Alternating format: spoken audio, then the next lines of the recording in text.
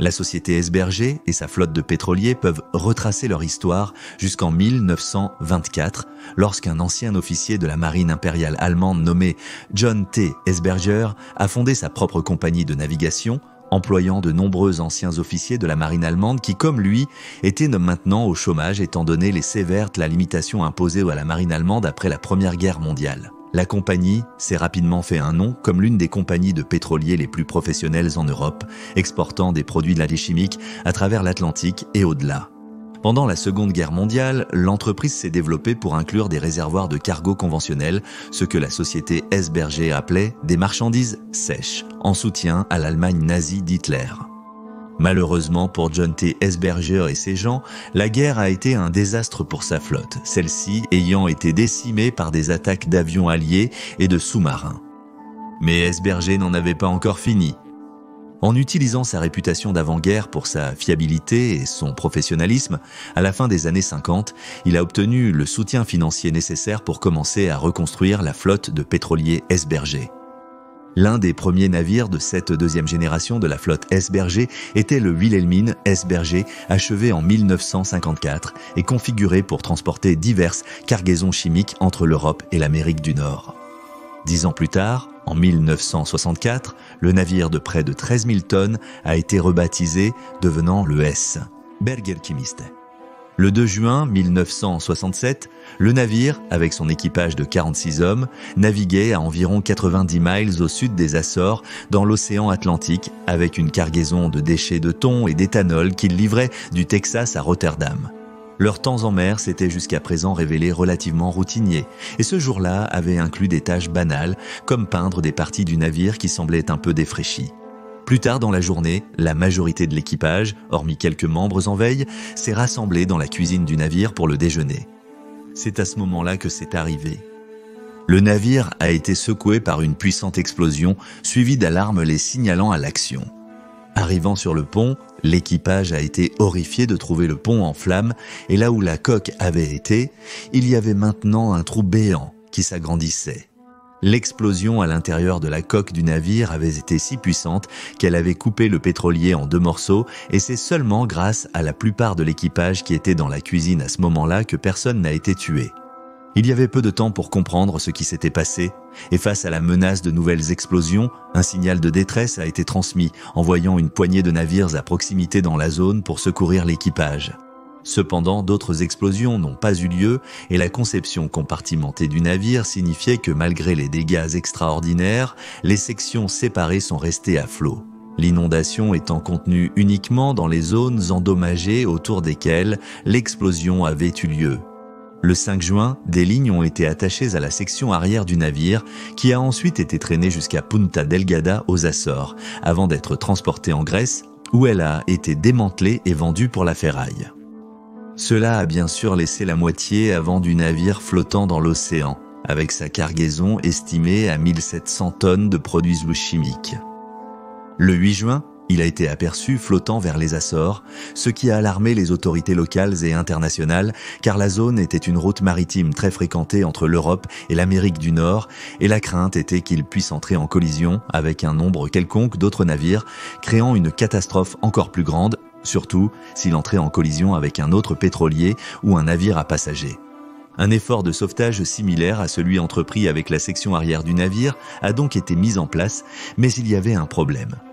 Les autorités des Açores ont décidé qu'elles n'autoriseraient pas la moitié avant du navire à être remorqué vers l'archipel, invoquant des préoccupations de sécurité concernant la solidité de l'intégrité de la coque. Ils craignaient que si elle se brisait près de leurs îles, cela pourrait entraîner une catastrophe environnementale majeure si les produits chimiques s'échappaient et s'échouaient sur le rivage, et à cette époque, le monde était particulièrement conscient des dégâts causés par de tels incidents. Moins de 3 mois plus tôt, le pétrolier Torrey Canyon s'était échoué près des îles Scilly, au large de la côte sud-ouest de l'Angleterre, déversant quelque part entre 25 et 36 millions de gallons de pétrole brut dans la mer. Malgré les vifs débats sur la marche à suivre, le conseil d'administration d'Esberger a tranché et mis un terme aux discussions. S'ils ne pouvaient pas le récupérer, alors il allait falloir le couler. Et ils ont donc appelé Londres pour demander de l'aide à cet égard.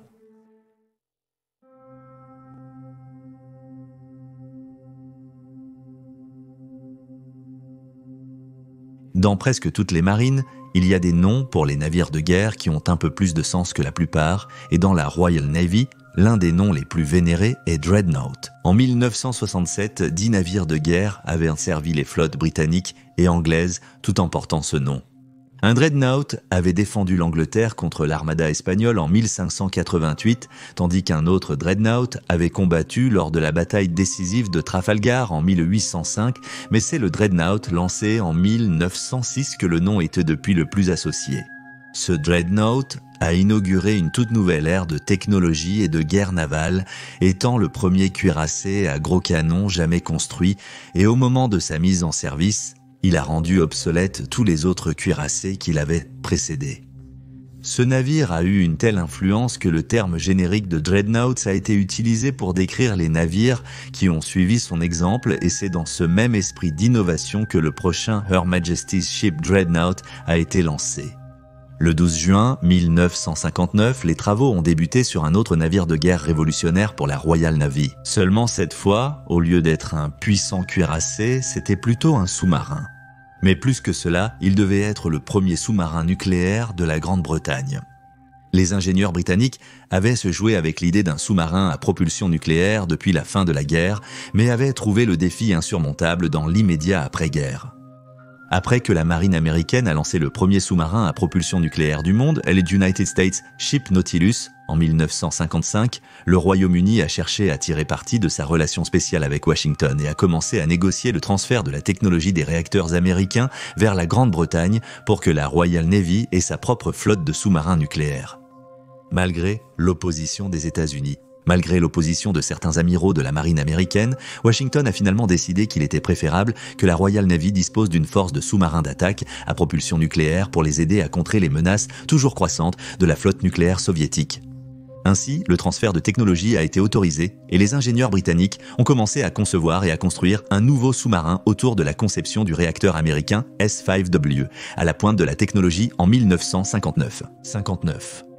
Lancé symboliquement le jour de Trafalgar 1960 par Sa Majesté la Reine Elisabeth II, le nouveau navire de guerre promettait de révolutionner les opérations de chasseurs-tueurs basées sur les sous-marins de la Royal Navy et de leur donner une nouvelle arme presque imbattable. Il ne pouvait y avoir qu'un seul nom approprié. Mise en service le 17 avril 1963, le Her Majesty's Ship Dreadnought a enseigné à la Royal Navy de nombreuses leçons importantes sur les opérations de sous-marins nucléaires et ses premières années de service ont été extrêmement chargées. Démontrant les avantages significatifs en termes de portée et d'endurance offerts par l'énergie nucléaire, il a effectué de nombreuses traversées de l'Atlantique, visitant la base navale américaine de Norfolk en Virginie et naviguant jusqu'à l'île des Bermudes, tout en battant de nombreux records britanniques de croisière sous-marine établis par les précédents sous-marins diesel électriques. Le 8 juin 1967, le Her Majesty's Ship Dreadnought a quitté discrètement la base navale de Fastlane sur la rivière Clyde en Écosse avant de se diriger vers le sud, effectuant des exercices d'entraînement et des manœuvres avant de faire escale sur le territoire britannique de Gibraltar, à l'extrémité sud de la péninsule ibérique. L'arrivée du premier sous-marin nucléaire britannique à Gibraltar a beaucoup contribué à antagoniser les Espagnols à un moment critique des relations anglo-espagnoles, concernant le territoire connu sous le nom de Rock, car la population locale se préparait pour un référendum plus tard dans l'année sur la question de savoir si elle souhaitait rester britannique ou devenir espagnole. Le référendum était une conclusion prévisible et l'équipage des cuirassés a été accueilli par une vague de drapeaux et de bannières, tous proclamant que le rocher était britannique et qu'il allait le rester.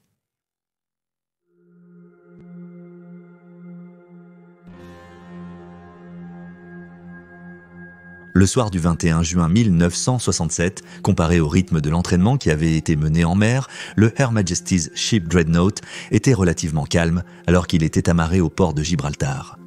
Le sonar du sous-marin qu'il utilise pour détecter les navires ennemis était inopérant, étant en réparation, tout comme les pompes de refroidissement à l'eau de mer qui étaient utilisées pour contrôler la température du réacteur en cours de route en mer. Une grande partie de l'équipage était en congé, profitant des bars et clubs locaux avant de devoir retourner dans le monde sombre et étroit de l'intérieur du Dreadnought. Même le capitaine, le commandant Peter Cobb, avait quitté le sous-marin à Gibraltar pour se diriger à travers la Méditerranée vers Tanger. Étant donné l'état du Dreadnought, ce soir-là, il devient plus facile de comprendre à quel point l'officier de service, un certain lieutenant Higgins, a dû être stupéfait lorsqu'il a reçu un appel de l'officier de pavillon de Gibraltar, l'amiral Michael F. Fell demanda le délai nécessaire pour que le sous-marin soit prêt à appareiller. Higgins a répondu avec une estimation nominale de 24 heures. Et c'est alors qu'il a été informé de la situation concernant la carcasse flottante de la section avant de l'esberger chimiste et que le Dreadnought allait être chargé de la couler. Presque immédiatement, le Dreadnought s'est animé d'une intense activité, l'équipage étant rappelé pour préparer rapidement le sous-marin au départ. Plutôt que l'estimation initiale de 24 heures, le sous-marin a été préparé en environ la moitié de ce temps, et vers le milieu de la matinée du lendemain, le Dreadnought était prêt à naviguer.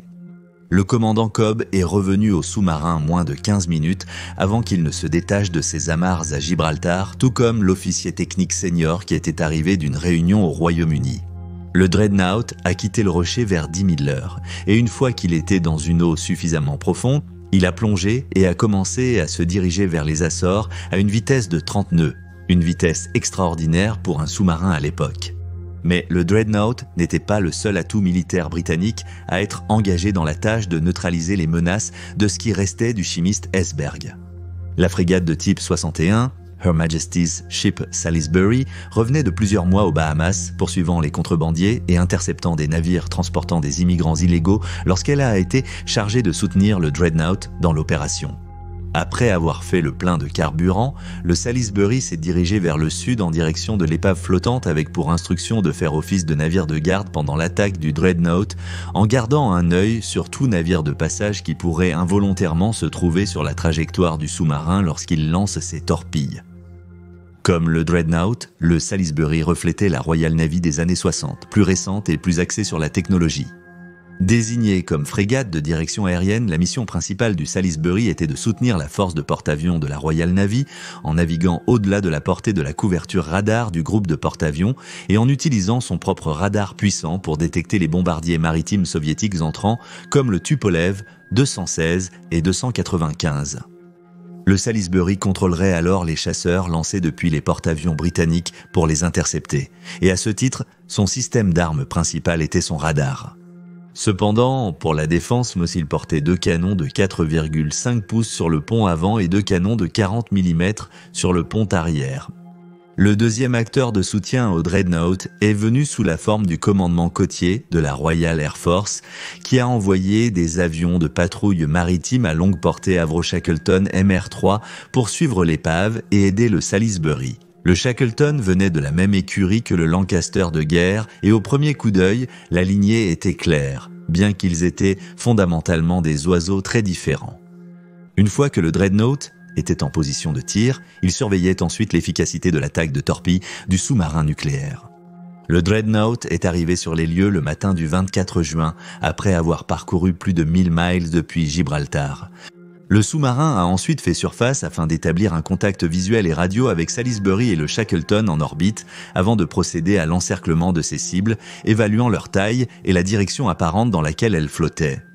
Une fois convaincu que son équipe avait toutes les informations nécessaires, le commandant Cobb a ordonné au sous-marin Dreadnought de se préparer à l'attaque.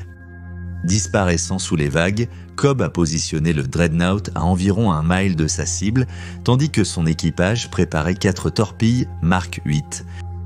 Comparées à la complexité, la modernité et la sophistication du Dreadnought, ces armes étaient littéralement d'une autre époque en matière de guerre.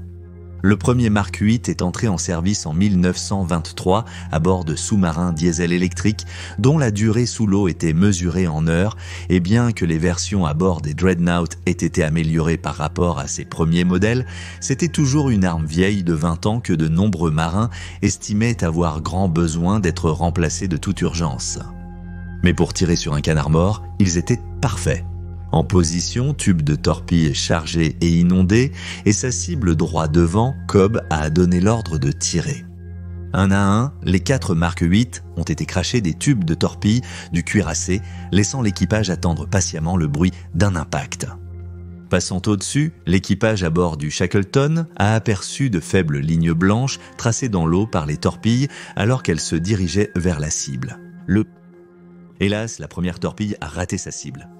Cependant, les 3 suivantes ont chacune atteint leur cible, envoyant d'énormes jets d'eau dans l'air lorsque leurs charges de guerre de 805 livres ont explosé. Cependant, l'allumage attendu des produits chimiques à bord n'a pas eu lieu. Cela aurait anéanti le Hulk et éradiqué les produits chimiques, ce qui aurait aidé à atténuer l'impact environnemental de leur libération dans l'océan, mais à la place, les torpilles ont fait sauter les cloisons, le faisant couler. Ou du moins, partiellement. À la grande surprise de tous, la moitié avant de ce qui était autrefois le navire complet connu sous le nom de l'Asperger Chemist, malgré une énorme explosion interne puis 3 torpilles qui l'ont frappé, a toujours obstinément refusé de couler complètement. Au lieu de cela, il était maintenant seulement partiellement submergé, et si quoi que ce soit était une menace encore plus grande pour la navigation, étant maintenant beaucoup plus difficile à repérer. Si la première torpille avait trouvé sa cible, alors il est probable que tout serait descendu, mais en l'état, le travail était inachevé. Il semblait inutile d'utiliser une autre torpille pour couler cette épave, et il a donc été décidé que quelques obus des canons de 4,5 pouces de Salisbury pourraient faire l'affaire. Même alors, il a fallu plusieurs salves d'obus avant que la carcasse carbonisée et tordue ne se rende à l'attaque britannique. Les obus à haute explosivité de Salisbury ont finalement atteint la cargaison chimique, l'embrasant dans un éclat brillant de feu rouge et orange avant d'envoyer de grands nuages noirs de fumée dans l'air. Le dernier morceau du Asperger Chemist a été détruit et il a sombré dans les vagues vers l'oubli, permettant au Dreadnought de retourner à Gibraltar et à Salisbury de rentrer chez lui en Grande-Bretagne.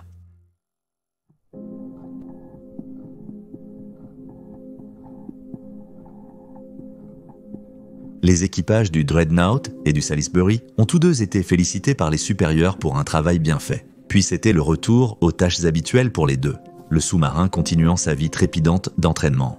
Cela aurait pu être la fin de l'histoire, si ce n'est que le sous-marin est arrivé à Kiel en Allemagne de l'Ouest l'année suivante, où ils ont rencontré la propriétaire du chimiste Esberger, Frau von Rantzau. En compagnie du directeur général de l'entreprise, Frau von Rantzau a été accueilli à bord du sous-marin et a exprimé sa gratitude pour leurs efforts en offrant au sous-marin un gobelet en vermeil comme trophée de leur attaque. Et voilà l'histoire du premier sous-marin nucléaire de la Royal Navy. Couler la moitié d'un navire ? Laissez un commentaire avec vos réactions et n'oubliez pas d'aimer la vidéo et de vous abonner pour soutenir la chaîne. Merci d'avoir regardé et je vous verrai la prochaine fois.